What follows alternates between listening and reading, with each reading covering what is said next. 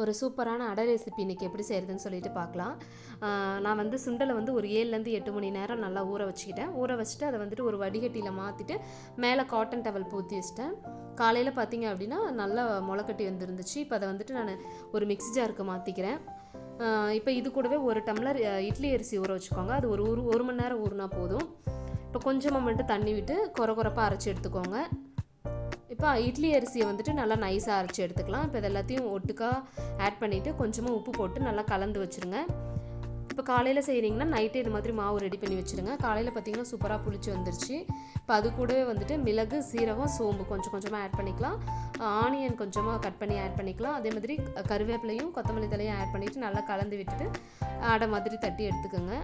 இப்போ இதை மூடி வச்சு வேக வச்சோம் அப்படின்னா ரொம்ப ஈஸியாக சீக்கிரமாக வெந்துடும், நல்லா கிறிஸ்பியாகவும் வந்துடும். சூப்பரான அடை ரெடி ஆயிடுச்சு. ஹெல்த்தியாக இருக்கும். நீங்களும் ட்ரை பண்ணி பாருங்கள்.